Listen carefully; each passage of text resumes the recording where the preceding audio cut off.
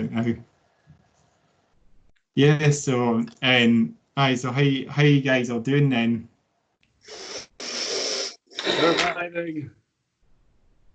We're all good, mostly surviving, Chris. I know it's just everybody's like this. Gigs being cancelled, postponed, everything basically.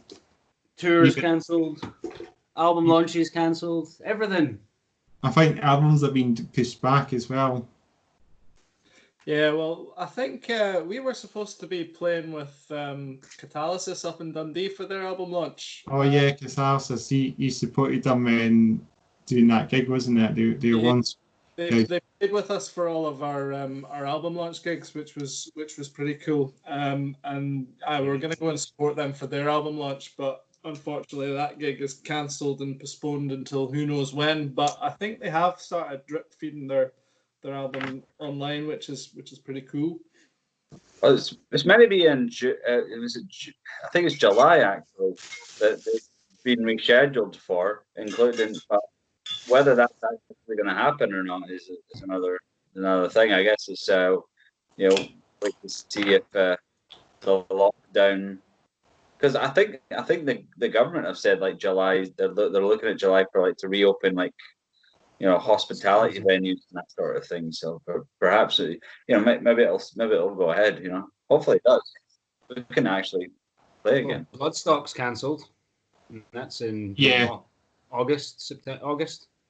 Yeah, I think that's a bigger problem with something like Bloodstock when you got like 100 and something bands and they're traveling and touring from all over the world. Most of them have had to like just cancel their tours outright because it doesn't make any sense financially for them to like turn up and play one gig when they're spending hundreds of thousands going on tour. So all the big festivals, yeah.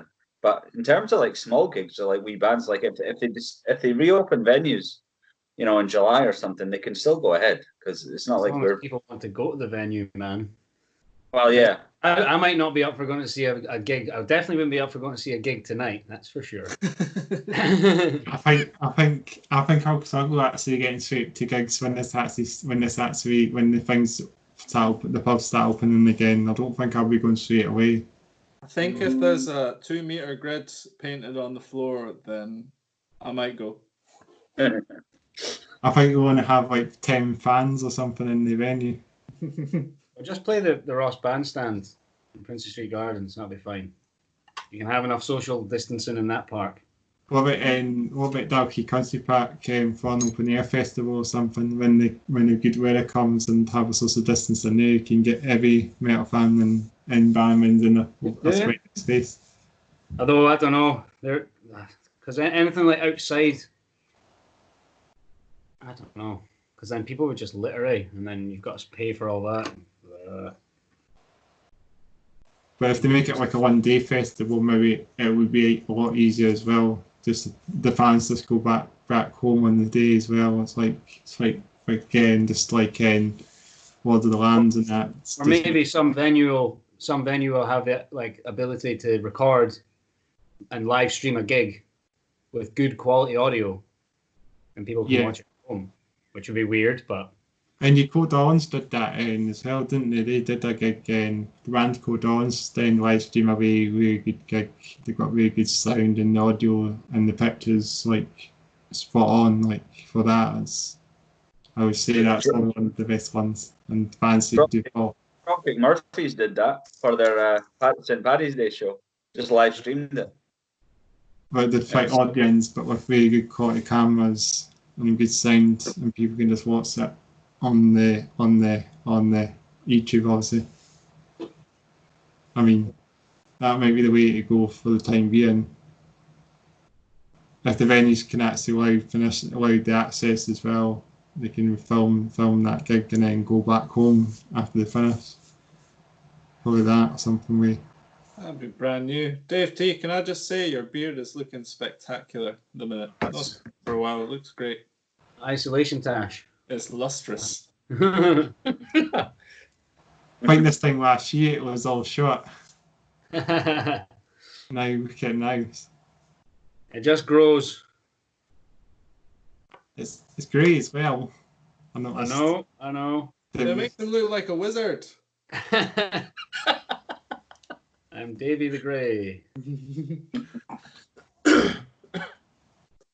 So, More tables. Dave, Hey, you mean is the building hair going grey as well? Lord of the Tables. Oh, Yeah. no, not anymore. I need to finish the one that's in my living room, which I made about four years ago. I've not finished it yet. You have more time to do that then. I mean, more time to do some things in the house and that, some woodwork in the house. You can be able to do stuff like that. Yeah, man. I'm so glad I've got a back garden right now. We've been doing that actually. We actually been tidying up our back garden as well. We did a lot of cleaning up in our back garden, so it's much cleaner than it was. So we've got time to do all that as well during this pandemic, obviously. So that's keeping us busy, at least. Have you been swapping your drumming shoes for the cycling shoes then, Dave? Well, I've been cycling up to the studio and drumming there because it's my place and I'm by myself. So you, just you can still have your practice and your yeah. The first time I didn't play drums for it was like a week and a bit after the lockdown, and I went up and played drums for about 8 hours and then cycled home in the dark.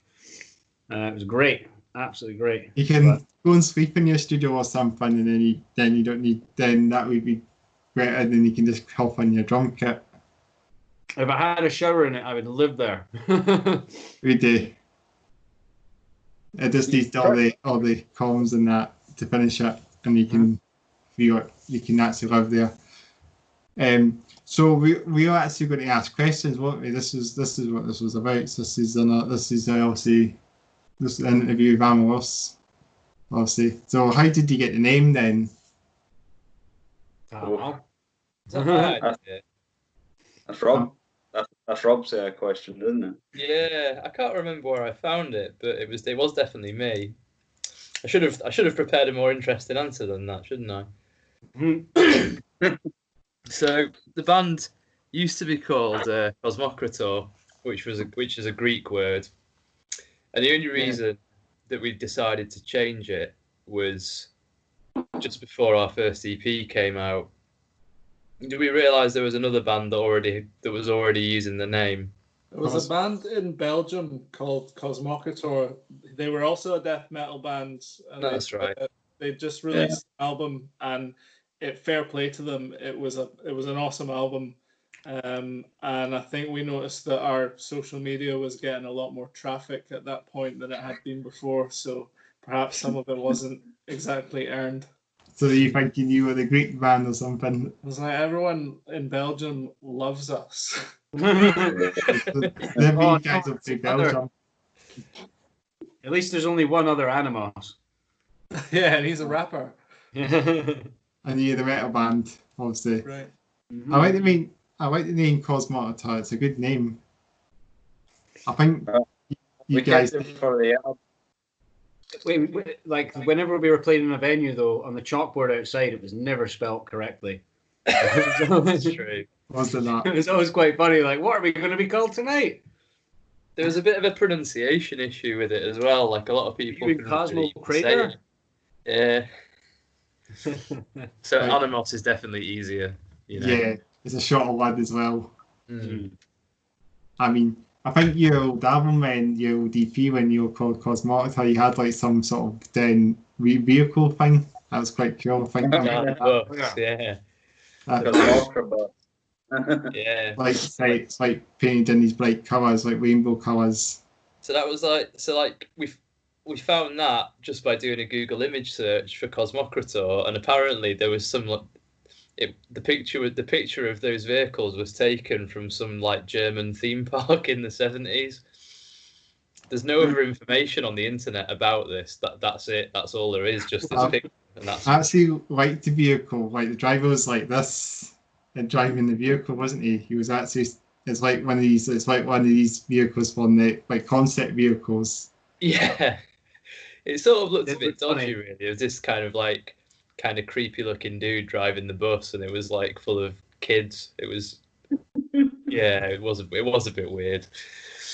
I wonder if it still exists still.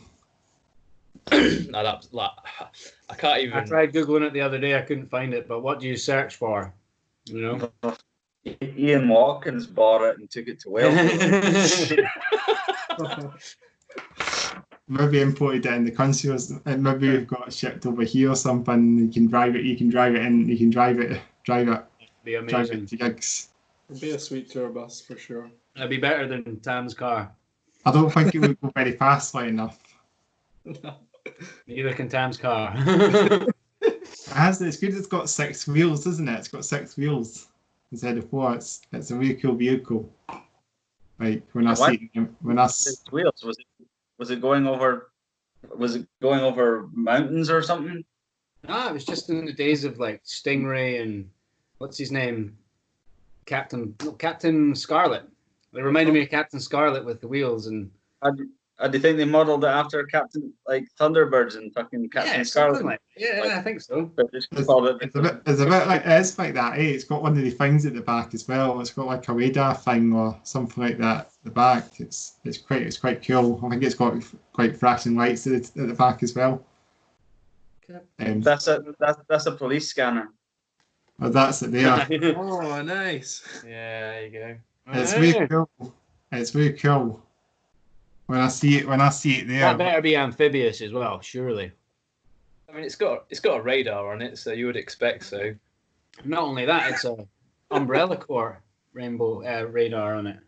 Have you seen this woman here? Looks like Princess Diana. Pretty weird. Maybe that could be like the wedding, or maybe like the Rolls Royce or something. Take it through like that. Maybe the German president will have that vehicle. That's pretty rad, isn't it? I like the headlights on it as well. It reminds me of one of these. Just Merkel in that bus. The Merkel Mokrator machine.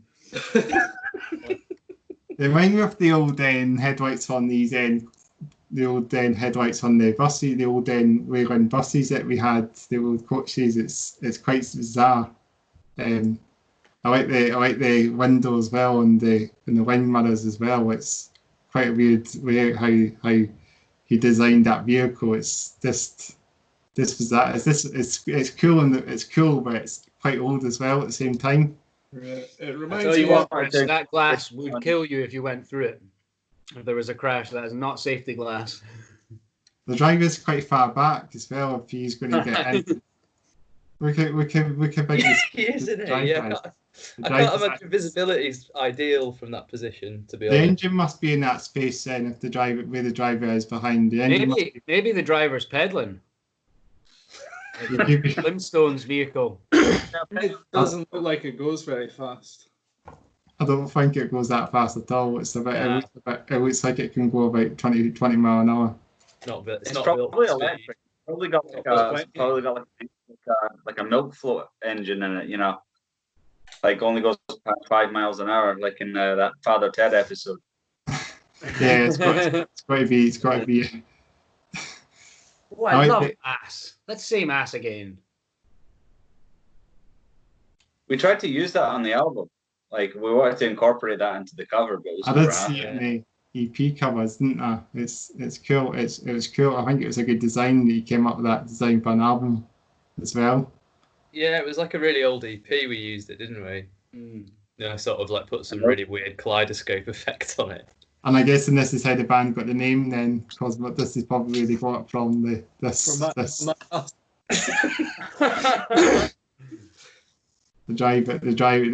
Cosmotor tour bus. I honestly can't remember if we got the name and then found the bus or got the name from the bus. The font of Cosmotor reminds me of Colgate toothpaste. Guys, I'll be back in a sec. Bye, Dave. See you, Dave. Dave's away out then. How do I get the chat back on again? I was going to say. That's it. There, I've stopped sharing. Whereas we don't have Dave in the chat now. We have this by screen on one side. It was nice of him to turn up for a while. Yeah. He'll be back now. No doubt. It's nice of him to order a pizza for himself halfway through the conversation. So you having a could have pizza? He could have shared it with us digitally. Yeah. I have it in the I could eat Stingy. a bit as well. I don't know how people actually going to drink their beers and that on this side. It's another thing.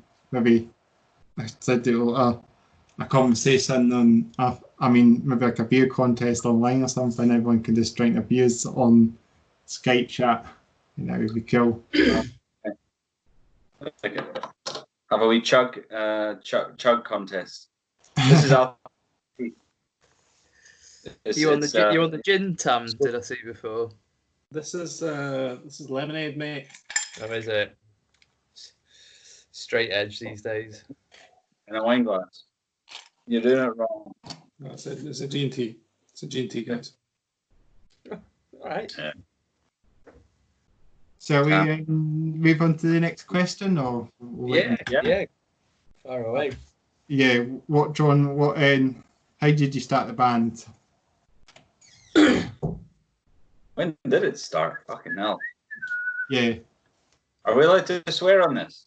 Yeah, it's fine. It's fine. The internet. It's not broadcasting, so it's fine.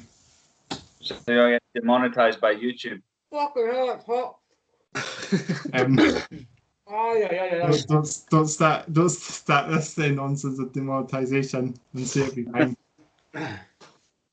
The band started back in 1983, or at least it feels like it was that long ago. I think 2011, wasn't it? Yeah, I think you put an ad and you put a message up on Facebook or something, and did I reply to that, or did I put the message up and did you reply to it? I can't remember. Maybe I put a message up. I'd only just moved to Edinburgh at the time from Manchester, so I was looking for people to jam with. And I put an ad up, and I got Cal. Yeah, sadly. And then from there I think then Cal found Fraser, who used to be the second guitar player in the band. And then did we find Chris? Yeah. Was that you, Cal? Yeah, it was Chris. And I found Chris replied to one of my messages about finding a vocalist, and then through Chris got us in with Dave in the studio because you were jamming with Chris's band, weren't you? Greywood Manor, at the time, who broke up quickly after that. I remember I was playing with Talon or something in what's it called? Fuck. The one that on Hanover Street or near Queen Street. You mean Jackals? Yeah, Jekyll and Hyde. We were playing a gig in there, and I remember meeting you guys. Right. Yeah. I was at that. Yeah, that was that's right. And then we started jamming like about a week after that, and then Greywood Manor broke up like really quickly after that as well. I got fired from Greywood Manor first. Oh, you got fired? Yeah, they were like, Dave, it doesn't look like you have enough time to be in this band and all your other bands. So, and then a week after that, the whole thing fell in its arse. It was funny. It's one of these things. One of these bands just break up as soon as they form. Just break up. You only get right to the stage. You just jamming in a rehearsal room, and in the bands. Sometimes the bands kind of know more. You don't know what Just one of these. I think our bassist was moving abroad to study languages, and our guitarist was getting more involved in playing wedding gigs and things like that. So, and then Chris is Chris. So, and that's me as well. Another story. And I know it's typical these things when you're in a band. You just break up when things happen like that. So, and it's quite difficult to actually find. Can be difficult to find members again.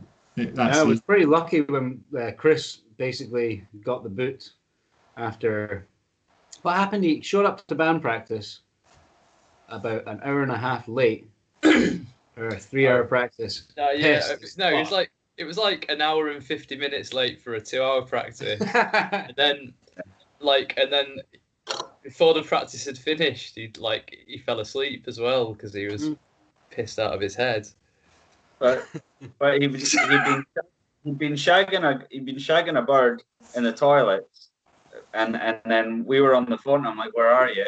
And he's like, "Oh, I'm shagging this bird in the toilets."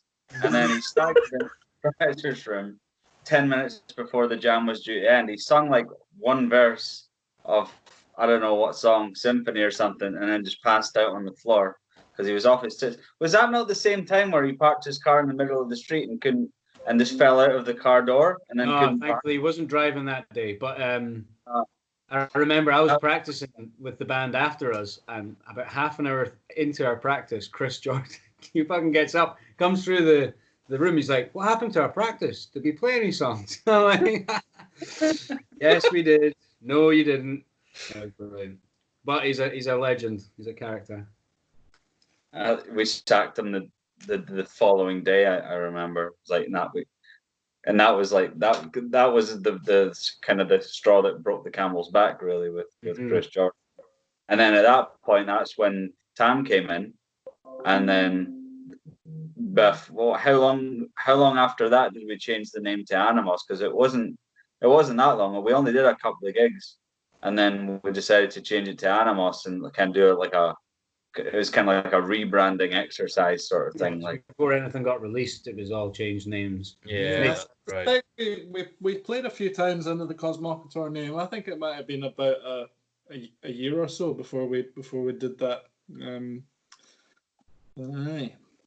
And that was about the same time that like John became involved and signed us to Infinite Hive, and so we thought, it was a good idea to actually just change to Anomos, and it was the best thing, in hindsight, because it kind of gave the band a bit of a boost, I think. Yeah. But I got to join the band because I knew Dave. Me and Dave have known each other for years and years and years. Tiny wee boys. Yeah, we used to sing in a Saturday school choir when we were about 7 years old. And ice cream concerts, man.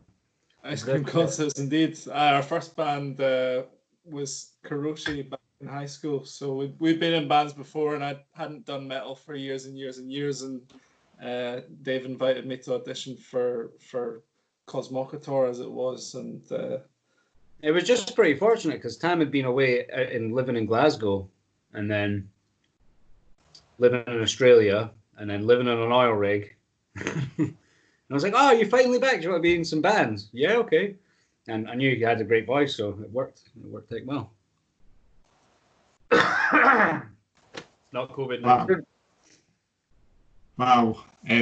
So obviously the Cosmocator, obviously when you were rebranding, I think it changed a lot when you changed the name, when you went to Anomos, changed the name Anomos. I think Cosmocator is kind of forgotten now, the name, and kind of people think of it. Anomos now has been the better name, the follow up, the new forefront of the new forefront of the band now. Well, there were a lot of not bad shows, but shows where we practice making mistakes, let's say.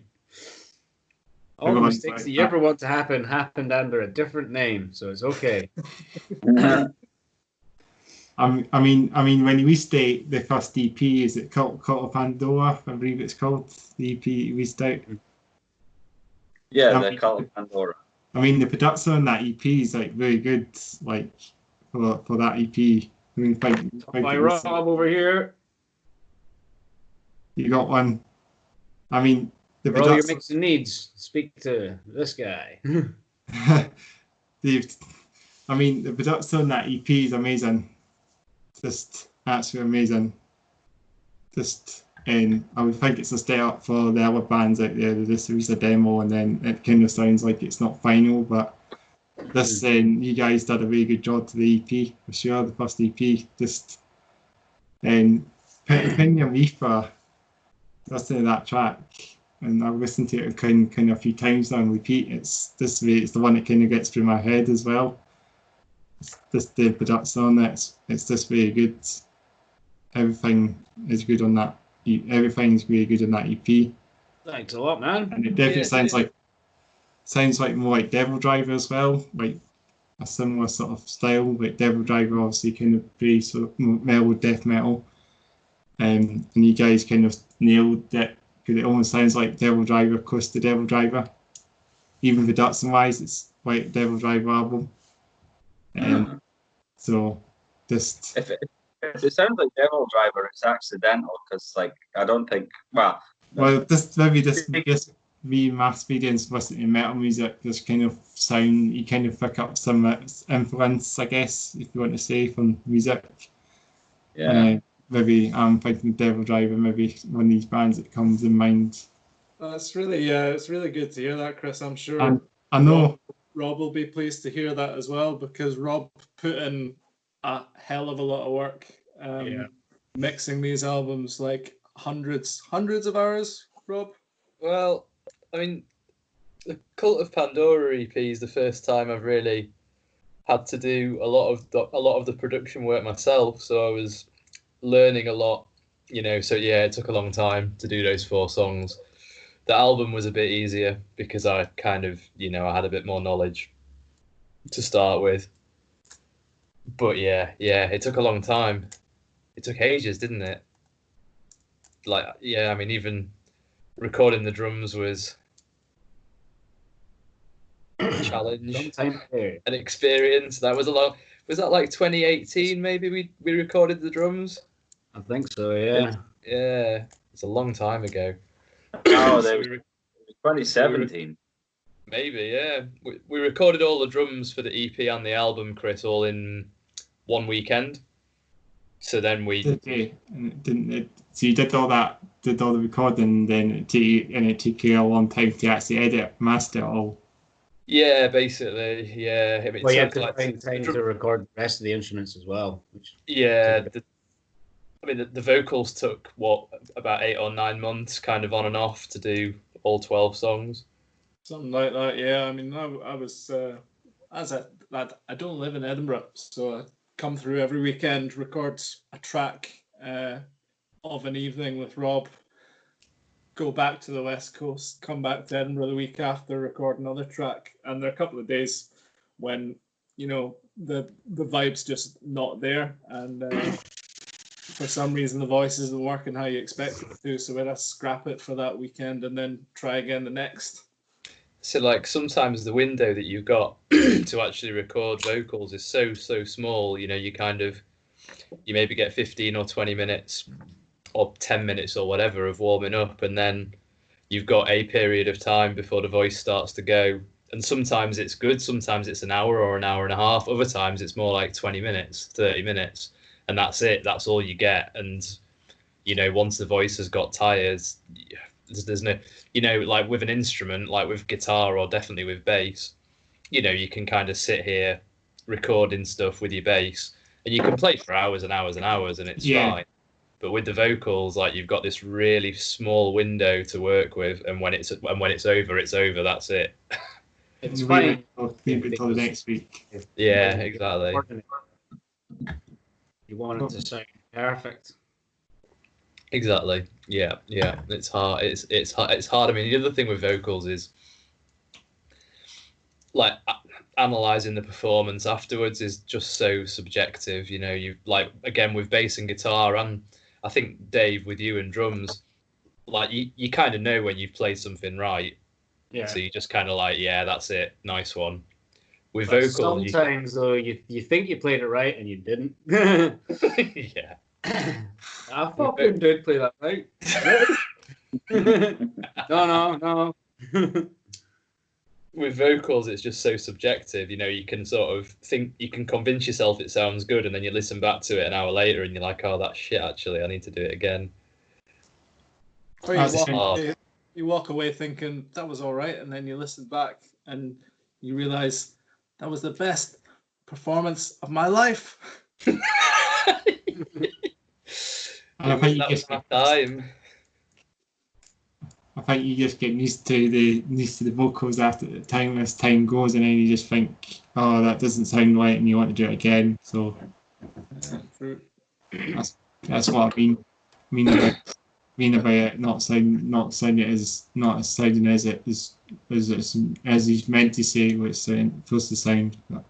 Yeah, the weird thing looking back on it and kind of listening to the recordings now, like I'm really pleased with how they turned out, but there's some bits of some songs I'm like, oh, if only I just changed this or that. You know, it's quite hard to actually kind of completely let go of it. It's quite weird. But I mean, it really sounds really good. I think you've done a fantastic job to that album and the new album as well. The one released in February, obviously the Cosmocta one. That was really good as well. So cheers. I definitely think you guys would definitely fit in with the bigger bands as well. It's weird how different those two recordings sound, considering that they were both done at the exact same time. I mean, at least the drums and the guitars were both recorded, you know, in a very short space of time. But we split. It goes to show what you can do with more time and a little bit more work, or a lot more work, what you can do with your recorded takes. Yeah. With more experience as well, because I mean, by the time we came to doing the album and mixing the album, you know, Rob had already spent however many months doing the EP, so he'd learned a lot, and I think so it made the process of mixing the album maybe a little bit easier, or at least a little bit, did a better job and sonically than we did on the EP. Yeah, everything's a lot easier when you've got a bit of experience behind you, it turns out. Yeah, who'd have thought? Yeah. That old 10,000 hours, eh? Yeah. So yeah, amazing stuff to behind the albums, obviously. So I'm going to ask you more questions. I'm going to ask you some questions now. So I'm actually keep asking you some questions now. Obviously, what are your hobbies and interests? This is not the music related one, so. I'll go first because it's easy for me. I do a lot of mountain biking, Chris. That's kind of my thing. That's awesome. At least some band, yeah. Keeps you out the outdoors as well. Exactly. It keeps me sane. You know, it's kind of nice. I sort of like, to be honest, I probably do more mountain biking in the summer than I do band sometimes, because it's nicer being out in the weather than it is being kind of cooped up inside or whatever. It's nice to have both. And then you need to get some more time with the nice weather come through, and you'll probably need to get more. You can maybe do some more cycling and walking or something as well. And you do as well. What other things do you enjoy? That's it. I don't enjoy anything else. We're going to be asking our questions then. So what about Tam? What do you? I always find that a difficult question to answer, because really I'm a bit of a square, Chris. Like my hobbies and interests, well, Anomos is probably my main one outside of work. Whiskey's that's my job, Dave. I can't call it a hobby. Passion. My passion. I work at a whiskey distillery, but that's not a hobby. It's my profession. Well, I like playing video games, Chris, and hanging out with my family when life allows it. He occasionally goes sailing. I like sailing. I like to sail with my dad, and I like snow sports in the winter. It makes me sound very middle class, though. We see you can get yourself. I did skiing as well, skiing and sailing. I did sailing back in the day as well with the school. Sports. I've not done it now. Canoeing as well. Enjoyed that as well. My dad's got a boat which we sometimes sail about in. A number of years ago, one summer we we sailed across the North Sea to Norway and then up the fjords. And at the top of one of the fjords, we found a glacier. So we drove up the hill and went for a ski on the glacier in the summertime. That was a pretty cool trip. Wow, that's going to be amazing. That's not every holiday. That was an unusual one. So you went all the way to Norway. It's one of these countries I've not been before, but it's one of the it's black metal territory, obviously. It is. It's a weird one to go to. It's not easy because things in Norway are very expensive, and I think that puts a lot of people off going there. But it's a really beautiful country to visit. It's I bet it will be. Yeah, if you think it's like, it looks a little bit like Scotland, but everything is much bigger. Maybe like Switzerland, maybe. Mm. Could be Scotland or Switzerland, because they've got all the mountains as well. Mm-hmm. Yeah, it's a nice part of the world. Moving on, what about Dave? What do you enjoy? What's your hobbies? Playing music, cycling, and woodworking. So yeah, same old shit. I always do. So you do that basically every day then? Pretty much. I cycle to play drums, and I cycle to woodworking at my job, and yeah. You also cycle to company. You also cycle to Sam Radio as well. So yeah. Something keep. Everyone's like saying two of the guys enjoy cycling in the van then. But Rob's he's way deep in cycling. I'm just like, I use it as a form of transport. Rob uses it as a form of transport and like spends all his money on bikes. Yeah. How much was your last bike? Then you have to take out a credit card for your last. Too much money. Yeah, that's what credit cards are for. Yeah, cycling down a mountain really fast. Yeah. Yeah. So, last and least, what about Callum? What do you enjoy then? I'm a bit of a movie buff, as you can probably tell. Yeah, I can see. And you got Master of Puppets there as well. We'll see. Yes, that's I'm right. looking at that more. I think Master of Puppets is catching my eye more than Empire. You what? The Master of Muppets is actually catching my eye more than Empire Strikes Back poster. Oh, right. Yeah, I get what you mean. Yeah, it's just my wee sort of this. I'm in my man cave at the moment, so this is like just surrounded by lots of cool posters and geeky stuff. But that's like my movie collection up there on the shelves, and so yeah, I'm a bit into that. I'm a bit of a movie nerd. I like to sit on my ass and do fuck all and watch films and stuff. You'll be doing that to style, and you'll be doing more of that probably with the lockdown. Yeah, and then some. Yeah, Did you watch all the Star Wars, Cal? I've got all the Star Wars. Yeah, I've seen them on Star Wars Day though. Oh yeah, I watched on Star Wars Day. I watched about 10 episodes of the Clone Wars, and what else did I watch? I watched some Mandalorian, and that's good. Mandalorian's pretty damn good. Yeah, and I think I watched The Last Jedi. But that was, yeah. I bought a new TV during Corona just because out of boredom you end up going on the internet and buying crap that you don't need. So, yeah, I've bought some new active speakers and a massive subwoofer for no reason whatsoever. Nice. Totally didn't need it. Yeah, mine's just a massive telly. Totally didn't need that either. But yeah, it's really big and it's really nice and everything looks nice on it. If we did not look spanky watching all the big Star Wars movies on there, it would be really cool to watch all the movies on there on the spanky TV. Yeah, that's what it's for. What are your hobbies, Chris? My hobbies are PS4, Sam Radio, obviously. What else? Walking, of course. I like to get myself out the outdoors if I can. Hopefully more often than when this pandemic obviously ends, of course. Hopefully more walking. I've been going out for walks every day anyway, just around my area obviously, and I did walk to Dalkey Country Park, which is good as well. It's good that's open.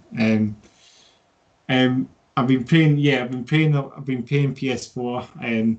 I remember you actually. WWE 2K19. I've been playing a bit of that as well. Played a bit of that over the past couple of weeks ago now, but I've been playing that. I remember, you're actually in 2K19, Dave. I know you made the video. Yeah, what did you think? I've seen I it. got my ass kicked. Dave getting his ass handed to him. It's on Hi, the Graham and Matty. Like, what the fuck's going on? My favourite video. You guys. Do you watch it on repeat now? You must keep watching it on repeat now since you're in the game. It's in my favourite. I think I made the Swan guys actually, didn't I? Yeah. The Swarm. And the Swan, they're on there. Graham's hair was absolutely hilarious. It was brilliant. Graham's hair, the pink hair. Pink hair. What do you think? What about Sheffield? What do you think, Sheffield? He had the Metallica shot on. Aye. What about he's the other guy in the band. Matthew. Yeah. Aye. Yeah. I don't know if I could make him the best because I know he was all the makeup on, doesn't he? Yes, he does. I think I gave him like blonde hair, like short hair. He cut his hair off, didn't he? He had long hair at one point, didn't he? And he cut it all off. He had green. He's had everything: green hair, pink hair, blue hair. We'll give a shout out to these guys as well. The Swan. To give a shout out to the Ender Swan. They'll be listening to this all weekend. They've got their name drops, and they also feature in 2K19, of course. I need to try and maybe it would be quite cool to actually make bands make wrestlers of bands around Edinburgh, local bands. I think that would be a really cool thing to do. You remember the sumo wrestling contest between Black Talon and Dog Tired at Studio 24? No, I was there. That was so stupid.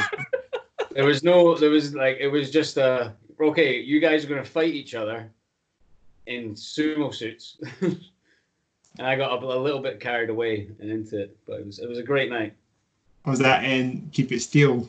Yeah, it was one of the Keep It Steels at Studio 24, one of the early ones, I think. It's one of the weirdest things I've seen at a gig, I reckon, the sumo wrestling post-gig. Was it not the Metal Mania one or something they put on years back? They put on a wrestling one, didn't they?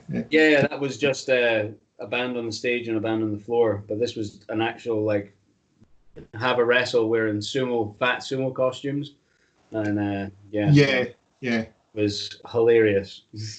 They must have got all the wrestlers. They must have got all the bands playing wrestling theme tunes during the Metal Mania night or something.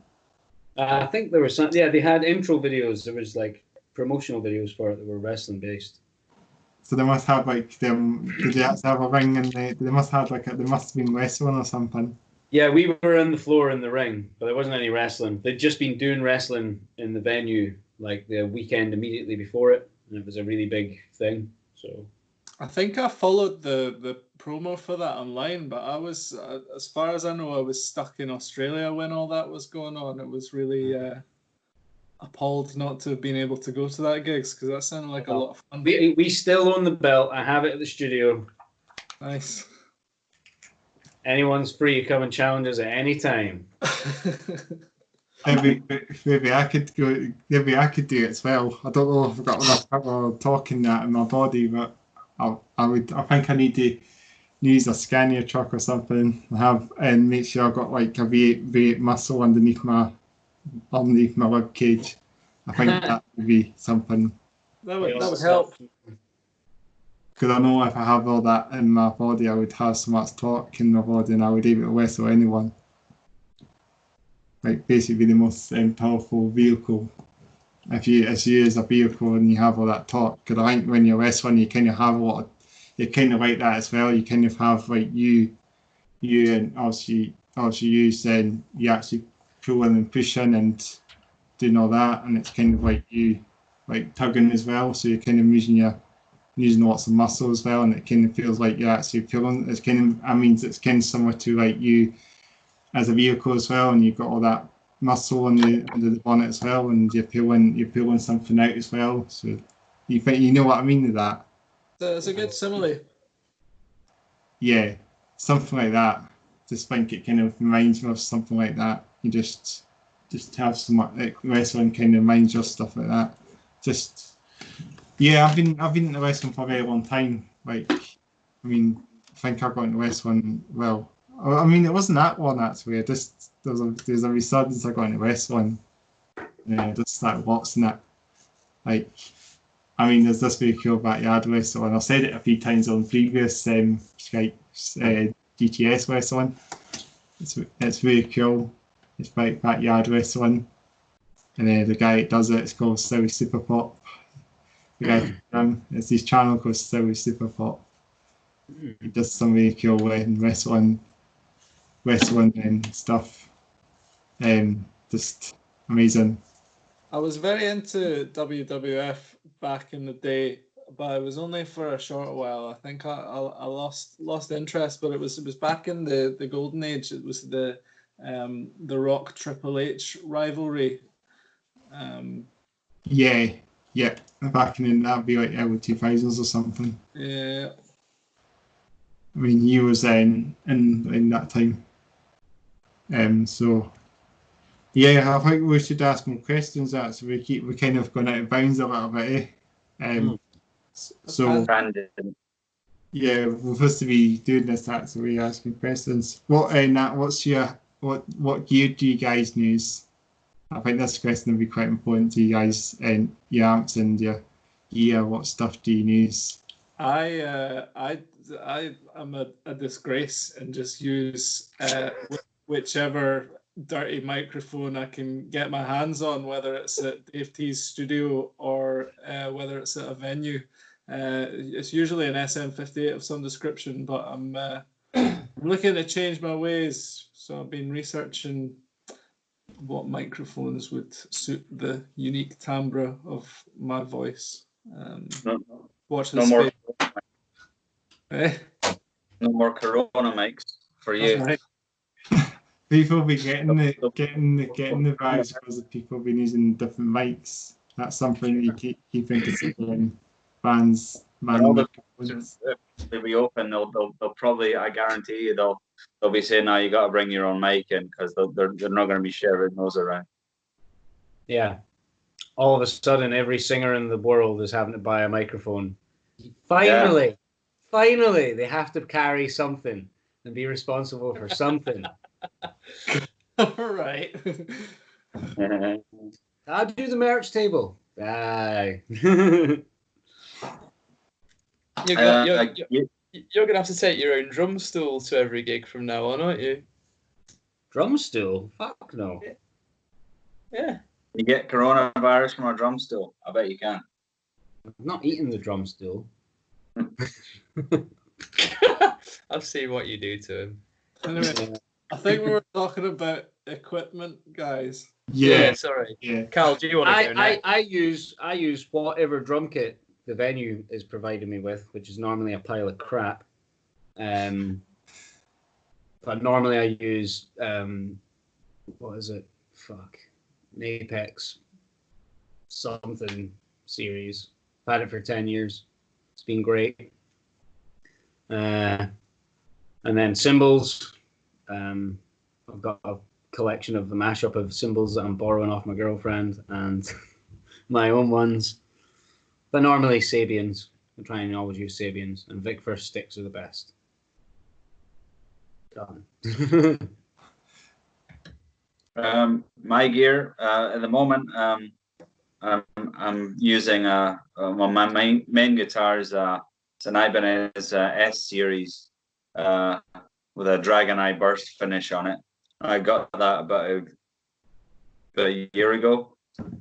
It's just really nice, plays really well, and I'm plugging that into a Boss GT1000, which I'm using as kind of my main effects and amp sound. It kind of does amp simulation, and that goes through a power amp. And I think the reason for that is just this makes it really easy to lug all this gear around without using like a real like tube amp or whatever. They weigh about 1 million pounds, and it's easy to take to practice and easy to take to gigs, and it actually sounds really good. So like not really got that much gear on stage, but it does the job. Sounds good. Awesome stuff, guys. And is that a asking? Is that a saying? We asked everything, haven't we? With that. Rob still. I don't know. Rob, what do you use? Nobody cares. Nobody Use gives the bass a shit, guitar. do Bass He guitar. has bass strings on his bass guitar. they? Everyone's like, oh, I don't think they've even got a bass player, have they? So I can do show and tell. I've got my guitars right just here. So that's like Ibanez Soundgear guitars.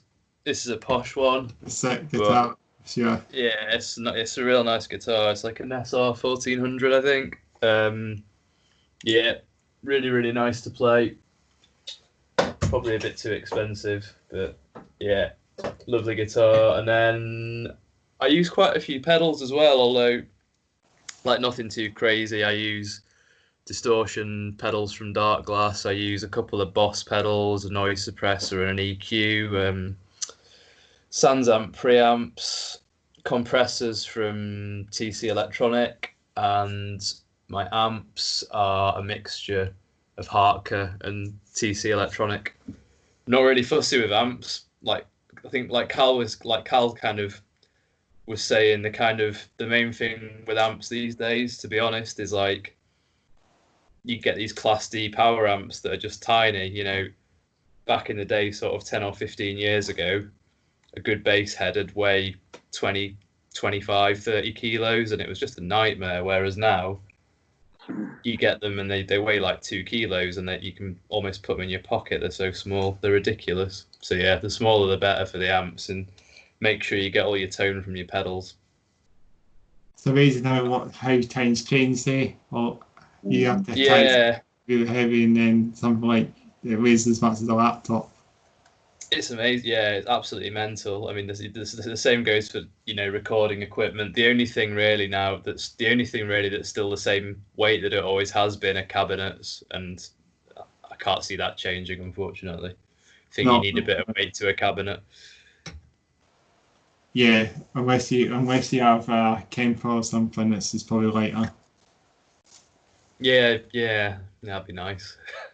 It would probably make the difference as well. Kempers are really like the next thing in metal, I think. Well, there's a Kemper floorboard now that you can get, and it does the same thing as a regular Kemper, but it's just a floorboard and probably weighs about half as much, and it'll fit in a little bag. The Kemper fits in a little bag too. Yeah. So we'll move on to another question, shall we? Go for it. Go for it. How do you perform live? Really well. Really well. Yeah. Come see us play. You'll love it. We'll knock your socks off. Every show might be different. Shows might have bandanas on there, and next shows will have face masks on. Like the next shows, when I come and see you guys next time, you'll be wearing face masks on. Hell no! I need to show my beautiful face. Yeah, no, we're too sexy for face masks. There'll be maggots coming out. There'll be people. Oh, do you mean fucking COVID masks? We We could have to wear like Japanese style face masks. we could make a bit of money on the audience. Anomos COVID masks. Make a bit of dosh out of that. Yeah. There we go for that. Yeah. The only difference between our gigs is sometimes we play good and sometimes we don't. So we never don't. We always play good. Yeah, we've largely got the habit of playing badly, I would say. Like, we're all right. Yeah, you've played every gig I've seen you guys. You played like really, really tight. Like, Chris, were you the one where the drum stool broke? I think so. Halfway through the song. I think that was the one that was the one he just said something, didn't he? I had to stop playing. And Oh, no one yeah, knew yeah, I'd stopped playing. I think I remember that one. We had a bit of a derp at Shredemore Festival, I seem to remember. Don't want Yeah. to. Yeah. We mostly play well. What happened at Shredemore? Which one was Shredemore Festival again? That was the one where you forgot the song. Oh, yeah. Apart from when that happens, we're terrific. Absolutely. If I remember the song, it's fucking happening. Yeah, we play well as long as we remember the song. That's we probably a good like. yeah. Play the Thomas the Tank Engine theme song or something. Oh, I've got a treat for you for the new Endless Swarm tune. Oh, is it's going to be? Is it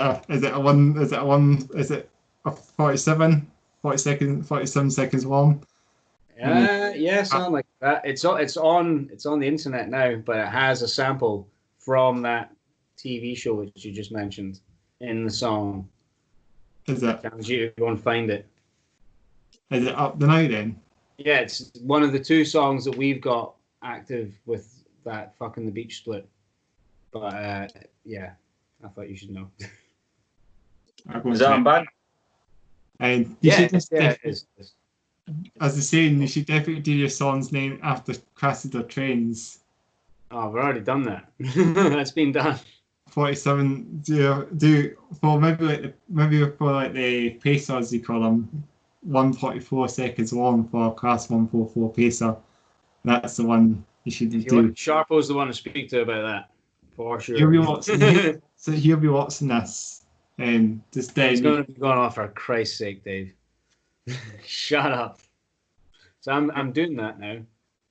Just have every song basically a train, basically the same say the classes of trains in the UK, just have them in the same length as the classes of trains. So. Well, we've got a song 37025. And there's that's the one about class 37. Yeah. And is that the one Sharpo went with then? No, that's Sharpo's favourite train. You'll be right now. I wonder if there's more than one around the country now. I don't know. I think there's some, but dying breed. Guys, if you're interested, right, you should look up Bashers on YouTube. It's fucking hilarious. There's this group of people who are into trains. They do this mad thing where they wave their arms outside the windows of the trains, and they're known as Bashers, right? And there's just real funny stuff that they do on trains from the 60s to now. Give it a YouTube. It's funny. Is it? I probably won't. It'd be like Thrashers as Bashers. I don't know. That's the line. I'm not getting involved. I've said too much. Carl, have you got a favourite train? We're getting in the train spirit then. Ah, yeah, I'm all about the train bants now. I got to the class 47. I used to have a Thomas the Tank Engine train set. It was a proper like live one, like with the actual tracks, and it was they had the motor in there, and it was electrified and stuff. It was great. I was about 5 when I had that. That was the best present I ever had. That was amazing. Wish I'd still had that. You should have that should have been in your equipment list that you went through before. Yeah. I need it in your rider that has Thomas the Tank Engine set. Otherwise, no gig. Otherwise, I'm not playing. That reminds me of Trailer Park Boys, who are like Sebastian Bach saying, "Oh yeah, we used to go on. I was on tour. We found a bunch of train sets, and then we were fucking around with trains in between gigs." Like Rod Stewart. Apparently, Rod Stewart does that. He's well into his trains, isn't he? Yeah. He'll be the one to speak to you then about. He'll be the one to speak to you about train types classes. You probably know them. I'll get him on. I'll get him on the next time we do this. Maybe I made and just priest. Yeah. It's him and who's the other guy? Pete Waterman from Stock Aitken and Waterman. He's got a big trains collection. He likes his model trains. Yeah, I know him actually. I know the name. And he was the producer, wasn't he? He was like a music producer, wasn't he? Yeah. He did all the 80s pop tunes. There must be some more metalheads out there in the world, out there in the country that like trains, because I think trains are kind of, if it's their favourite mode of transport, it'd be a train, I think. Because I think that has the Pretty damn efficient mode of transport, that's for sure. But Mustaine likes trains. Sorry? I bet Dave Mustaine likes trains.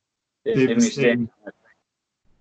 Mind you, he has then photos. I think there's some Megadeth photos of trains somewhere. I've got a couple. There's a song called Train of Consequences. Yeah. It's a Megadeth song.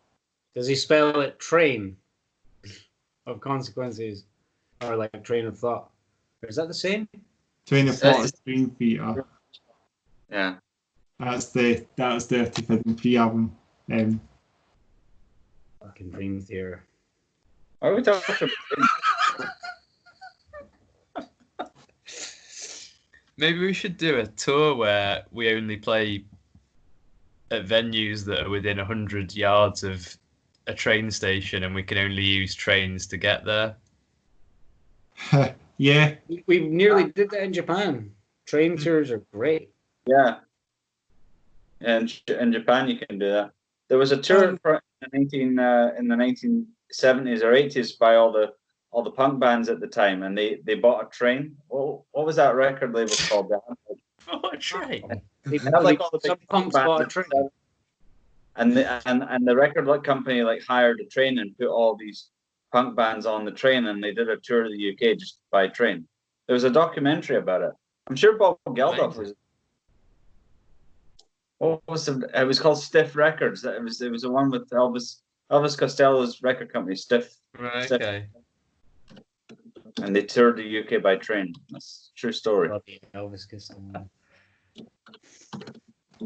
I watched some where we've programs on the telly. Sometimes like we something Michael Patel or something. Michael Portillo's Great Train Journeys.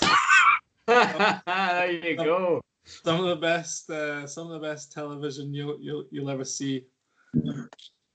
This is the most metal discussion anyone's ever had. Yeah, we actually Trains are up right now. I don't have that much to contribute to the train banter, except that I went on a Shinkansen one time or two times, and it was the best experience on public transport. It's got to be, and we did train travel in that way. Nice. When we were on that way last year and the year before, we actually took trains to places. And I think still have steam trains in Italy. And no, they're quite modern trains, like electric. They actually have the mod cons. I think they have more electric trains than we do here actually. Because I know it's just the trains that pull down the electric, but they actually have a high speed line as well. I think we got on a high speed train once in that way. Can't remember the name of them again, and it's a first name for them, Italio or something they're called. I kicked an old lady on a train in Italy one time by an accident. I was sitting in one of these compartments where you're sitting opposite people and it's quite cramped, and I was falling asleep with my legs sort of folded. And as I was falling asleep, I did one of them like falling asleep twitches and kicked this old wifey like really hard in the shin. And obviously I woke up as I was doing this and I saw her face and she just had the most like disappointed, upset look. Actually, the Italian for me dispiace for sorry, but I couldn't explain myself. So it was an awkward situation. That's my train story. That's my second train story. Yeah, that was a good one. That was better than the first one, I thought. Thanks. Unless they fucking old women on the hands, that would have been brilliant. Kicking a Japanese lady on a train would have probably gotten you the jail. Yeah, you'd be in fucking trouble. Yeah. What about, has anyone else ever kicked an old lady on a train? I did run my skateboard into an old woman in Portland High Street when I was young, and that was the end of my skateboarding days. she had a cut shin and everything, but her and her mate started swearing at me words that I'd never heard before. So I ran away. You're a bad boy, Dave. I felt bad. Felt really, really bad. I've never whacked any old people. No? Maybe it's a Scottish thing. Man. Get out there. You should try it. It's not too late. There's plenty of them. Do it while you still can before the... We used to be up. We used to be up. Beat me to it. My way. We're having some kind of banter now, aren't we? Ask us another question, Chris. Before yeah, but we've got a couple more to ask you. As a new music on the way, when you're going to reach it? I don't know if this one will fight in as a cause of the lockdown now, but as a new music on the way. We've got one finished new song as it stands. Two nearly finished. Well, there's like two pretty much finished. Two pretty much finished. We've got one song that we haven't recorded yet, but we have played live. Which we were playing on our album launch tour, which was quite good fun. It's called what do we call it? Eviscerator of Loch End. Yeah. Or the Loch End, or... It's about Cal's cat Monty, and it's quite different for us as well. It's got quite a proggy sound.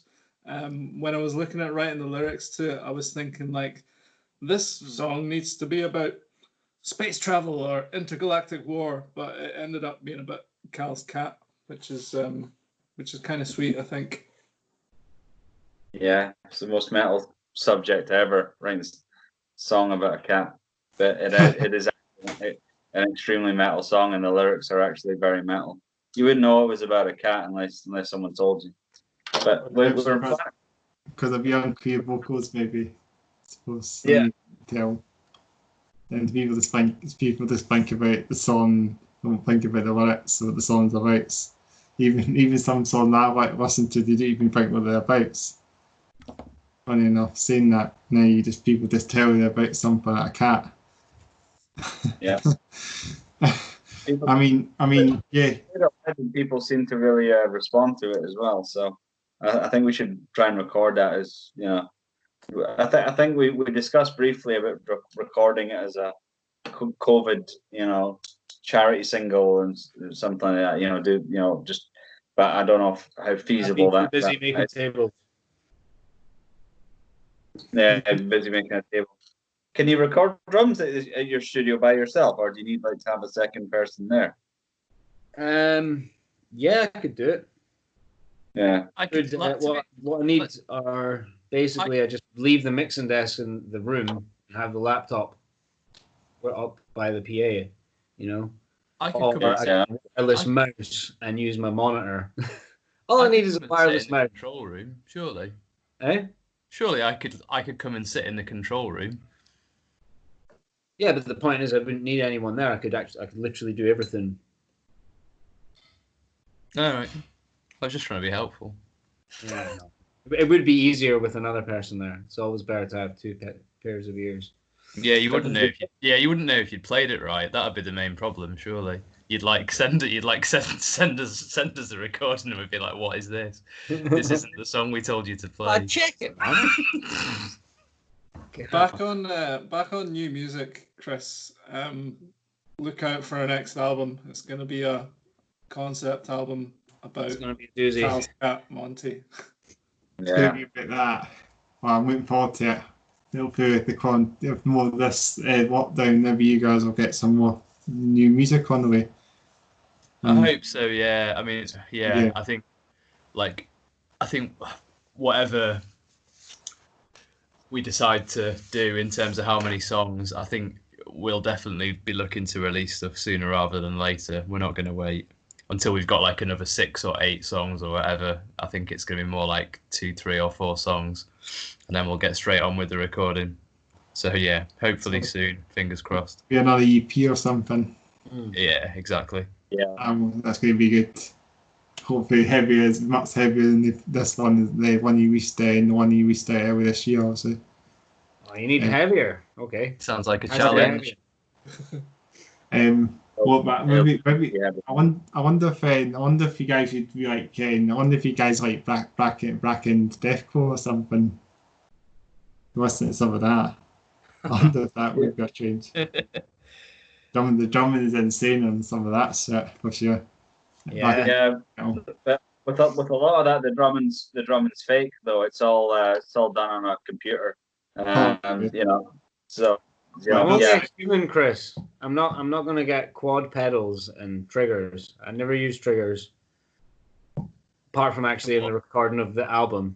on But our apart album. from that, I know the black and death metal would be amazing when you hear it live. Just the drumming itself as you hear it on the album it works really well on the album. But maybe as you pointed out, and probably people weren't able to do it because it's so fast. Everyone would struggle to keep in that speed, I think. well, I'm an asshole to be in a band with. I play everything too fast, and I only like to play stuff that I can play. I only like to play stuff on a record that I can play live comfortably, and yeah, that sucks sometimes. What do you do with the songs you don't play? The songs you don't play, would they got the scrap heap or something? I don't know, Cal. How big's the scrap heap?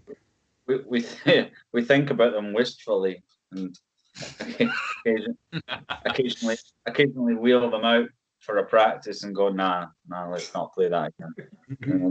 No, actually, you know, Yeah. we do play most of our stuff. I mean, with the exception of a couple of those early tunes that never got recorded, and maybe one or two, but most of the stuff we do tend to rotate the set quite a lot and try and play as much as we can in there. Yeah. Yeah, you're right. We've only got, I think, probably 2 songs that we don't play regularly at shows, and I think the main reason for that, to be honest, is because they work a lot better with 2 guitars, and at the moment we're just a 4-piece with just the 1 guitar player, so it's that's the main reason we don't play them. There is one song, is it Hoods and Thieves? It's called Hoods and Thieves, and for some reason, even though like it shouldn't be that hard, we're all just completely shit at playing it, so any excuse we can get to not play it, and we're all we're all over it. We're just like we won't play that one. No one will like it anyway. So the songs just for the album only, and then that's it, forgotten. Yeah, That's what they do. That's what bands do sometimes. They just like these really cool songs, and then half the time you don't even play them. At the end of the day, it's really annoying. Like it's not that fast and it's not that complicated, but whenever we play it, we're just like none of us can do it. And even if we practice it, it's still like we still can't do it. It's really weird. I don't know what it is about that song. so it must be like played it. It must be like something. It must be like really complex. It must be a really complex song where you guys play if it is like that. The guitar's quite hard, isn't it? The guitar's quite complicated, is it? It's not. It's not really. The song itself is dead simple, actually. To be fair, I just thought for some reason we can never get it right. It just sounds like crap whenever we practice it. So maybe we should just try and practice it more, or just forget about it. Yeah, we should wheel it out post-COVID and have another bash at Hoods and Thieves. Yeah, It'd be the start of something. Yeah. When will that be? When can we practice again, for fuck's sake?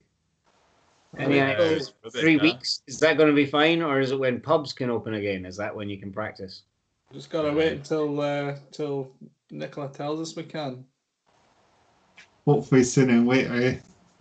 Hopefully. Nice to know if I'm going back to work, like Monday, following Monday, 3 weeks, some point this week. Who knows? I don't know. 20 years time. Yeah, I'd take just that. Just in time for retirement. No. Let's hope not. Let's really hope not. Let's hopefully this year. Yeah, be Everything go back to normality or resume. Hopefully. I just imagine so many albums coming out, getting released on this time. All these amount of bands probably at the end of the day, I'll be writing so many metal albums, and I'll be like a whole sea of metal albums coming out in the one go. Yeah, They'll all like be like a about whole year's 2000. worth all at once. And Because they'll no be one like, wants to release it during the lockdown because you can't play it. So Yeah. but I mean, there'll be more albums coming. There'll be like a whole sea of albums coming out because probably every metal band will be working on an album, even Tool. It's not just albums. There'll be the tour. Aye, Well, right, well, Chris. If gigs Tool every start day. working on an album during this lockdown, I'll eat my shoes. There's no way Tool are working on an album right now. But Might because see an album by Tool in 20 years. They are. when it's 10,000 days, when it's 10,000 days in the future, then yeah, that's when the next album will come out. Yeah. Could be. They might aim for that. Or they'll just aim for 10,000 days, an album out in 10,000 days. When 10,000 days came out, when 10,000 days came out, obviously, and then in 10,000 days' time, also they released the next album. No, they didn't. Till, I mean, the full album. That wasn't it? Obviously, they released then that other one that came out. They released that one last year, obviously. Have you guys liked that album? Would you say? What do you think? You talking about the new Tool album? Yeah, the new one that came out last year. I tried it. I tried. It sounds kind of like the older albums as well. It's kind of a mix of the old albums and the new 10,000 Days and All songs are in D minor, of course. Yeah. I was kind of my issue with it was that it just sounded like a lot of the stuff on 10,000 Days, but not as good somehow. The drums are amazing on it though. Like I'll give you that. incredible drums. So in this thing, am I looking at the camera? Or am I looking at one of you guys? Anyway, are we wandered off topic again? Not really. We're still talking. We can have it's fine to have an off-topic conversation. This is it can be banter. We've only got a couple more questions to ask you now, guys, before we actually finished it now. So this is one you might like. Is there a dream gig you guys like to play? Dream gig. Just imagine. So we were playing as support to some awesome band. Yeah, or a gig with an old casing as well. Okay. Glasgow Barrowlands would be an awesome venue. That's got the best sound for a venue of its size. And that's where Saw Testament. The best atmosphere as well. I would say the Colosseum in Rome, supporting like Rammstein or something. You know, that'd be fucking awesome. That'd be great because they'd let you use their fireworks. Come on, they've got spare fucking flamethrowers. Yeah, they would. They got spare shit. I guarantee you'd be like, Rammstein, we're playing the Colosseum in Rome somehow. It's my dream gig. Can we borrow some of your flamethrowers? And yeah. If they actually open the Colosseum. At the Rome Colosseum, that'd be my dream gig. That'd be if I was playing that show, that'd be awesome. I think it'd be insane. Like WrestleMania in Rome. Like a WrestleMania arena in Rome. If they did WrestleMania in the Colosseum, that would be the most insane thing in the world. Like, why don't they use it for UFC and stuff? That's what it was made for fuck's sake. Well, they need to go up to the Right, we're not killing the people in the Colosseum. They don't have to fight to the death, you know, but they could do a whole bit with a thumbs up, thumbs down. It'd be great. Come on. Yeah, but maybe they should just have a normal UFC fight and then just halfway through just chuck a tiger in there. Yeah, fucking right. It doesn't even have to be the Rome one, like the one in Lyon in France. Or not Lyon. What is it? Nice. Nice. Nice. Nîmes. It's Nîmes. Down in Nîmes, there was a Roman Colosseum, like a wee one. But they could have fucking mad shit in there. My dream gig would be like supporting Death Clock on like the rim of a volcano. Oh, well, that's just much better than mine. And maybe like NASA could join us because I think that would be a pretty cool show. You mean Nassau's from here, obviously. Nassau from Edinburgh. Yeah, that's the band. That's what I mean. These guys are awesome. Have you seen their video on rude name places, rude street names, rude No. sites? Like Magnus and his brother went up and down the UK on this drive-in tour, obviously before this thing, and they released the video like the other week, and it's absolutely hilarious, man. You have to watch it. It's so fucking funny. I'm gonna check that out. Does it feature their music? No, it's just him and his brother going to see rude place names all up and down the UK, and there's a lot of them. There is an awful lot of them. So there's in Edinburgh as well. Yeah, they started Bell Ender Gardens, or it might just be Bell End Gardens. It's either Bell End or Bell Ender, but it's hilarious, man. Look at I it. think that's actually not playing up at the end chat, so I believe. Well, you're on it. Although they missed out Twat, but they would have had to go to the Shetland Isles to visit Twat. I think there's another place called Twat in England, isn't there? No, well, there was somewhere that they stood in between parts of the sign to make it say Twat, but it was also something kind of rude. You Google UK place names named Twat. Yeah, Twat's on Orkney apparently. Orkney, sorry. Yeah. Sorry, Orkney. I've been to Orkney and I'm really disappointed that I never went to Twat. Well, no, there's also a place. There's also a place on Shetland called Twat as well. Ah, well, there you go.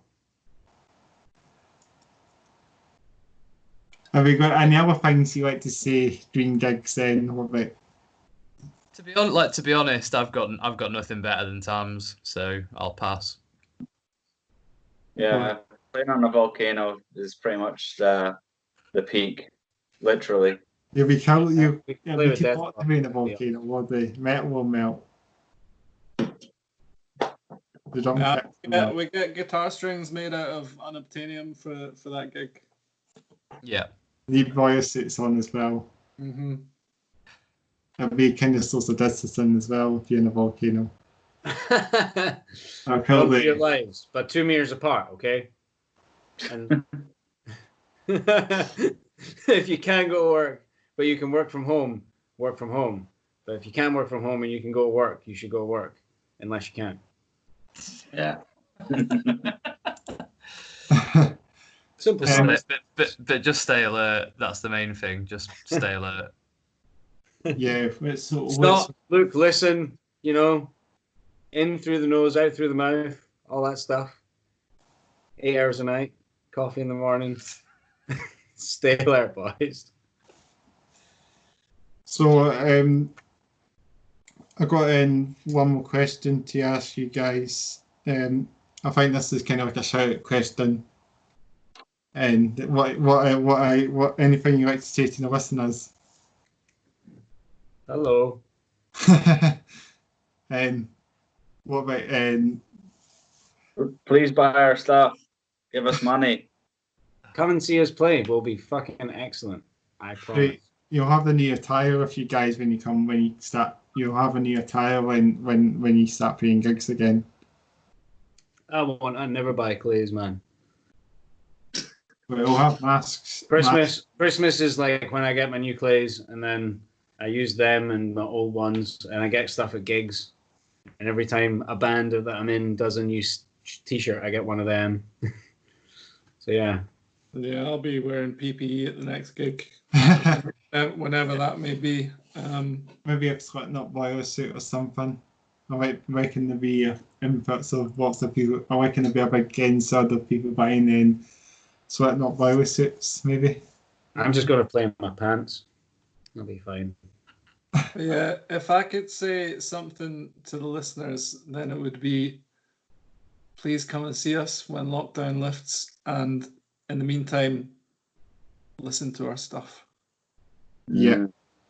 I'd say that it's not just about us, it's about, as soon as the lockdown ends, getting out and supporting everybody, to be honest. I think all the venues are going to need all the help that they can get from everyone. So Oh, yeah, once it's over, yeah, come out, yeah, go and see some bands, go and have some drinks. Yeah. I second Rob on that, and also Rob can grow a beard. He just chooses not to. But no, seriously, the venue thing is a real problem. Like, what's going to happen with venues? When will they? Fuck. How much money are they going to be losing? Will they be able to keep the same staff until June, July, whenever they can reopen? And then will there be gigs lined up, ready to go? What's been happening to all the promoters during all this? That's true. It's true. Like, they're just absolutely fucked. And they've probably spent loads of money on something with zero insurance policies, and they can't get any money back. You know, they might have paid up front for the next 4 or 5 gigs, big gigs that they were planning, and now it's all screwed. So next time, like, a promoter has a gig, there might be like a massive hike in price, ticket price, which could be a terrifying thing. I think a lot of people will be prepared to pay that on the understanding that the venues and the promoters probably need a bit more money to break even, really.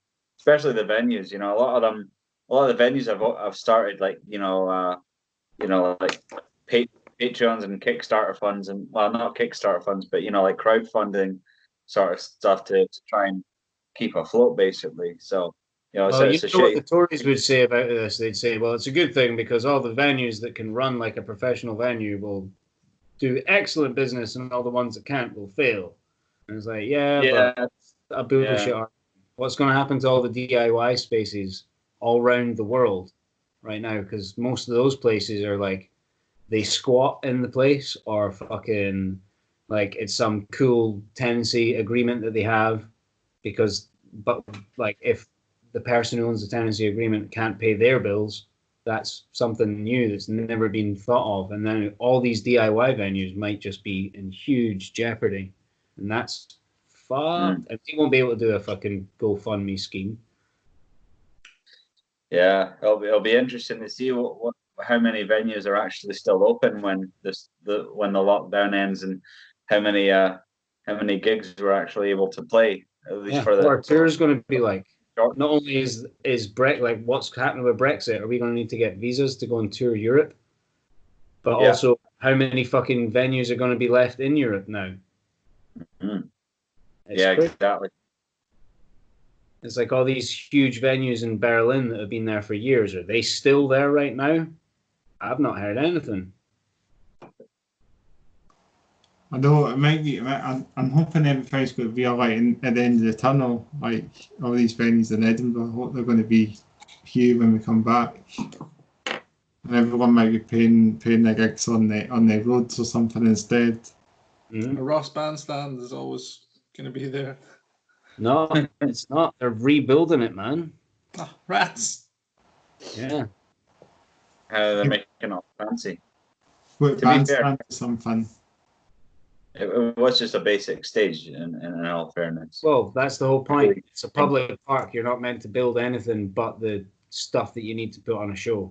Basic stage, all you need. Don't need, but because there's going to be this, then there could be, like, they've got extenuating circumstances. They had to build something. Now they can build a fucking hotel in Princess Street Gardens, which I guarantee someone wants to do. I'd go in hotel. I'd stay in hotel in Princess Street Gardens. Like, imagine going just walking, having all that private land in the city centre in your hotel. None of the punters can come in. It's fucking mental. It'll happen within the next 10 years. That'll happen. When Chris is writing his post-interview report, he's going to be like, Anomos had absolutely no ability to stay on topic whatsoever. Kind of went off topic more than in topic. This has been great fun. Sorry, man.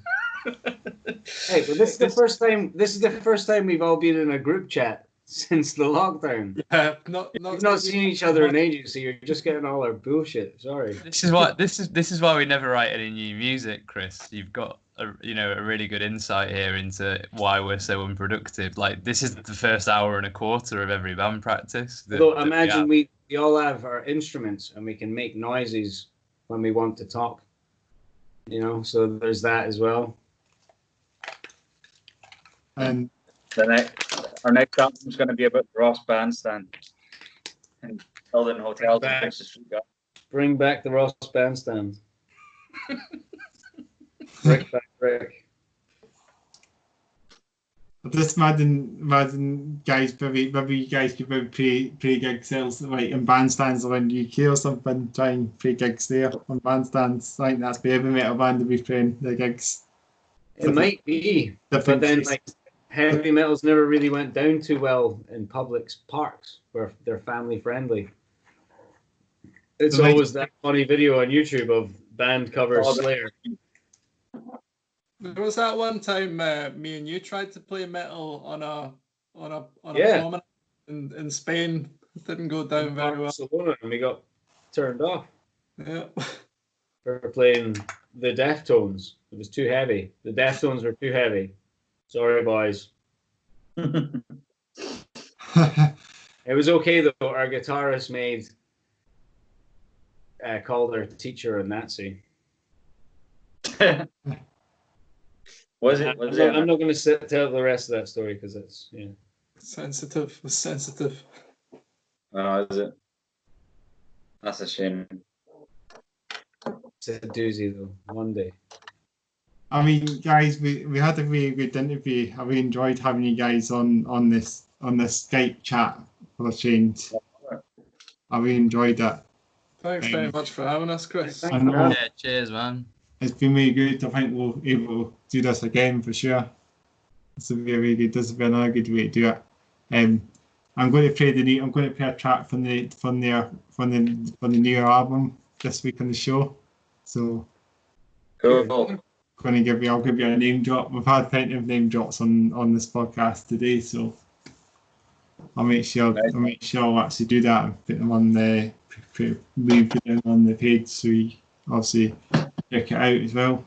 Excellent. One more name drop. Everyone, Gay Panic Defense have a new album out. Check it out. It's really good.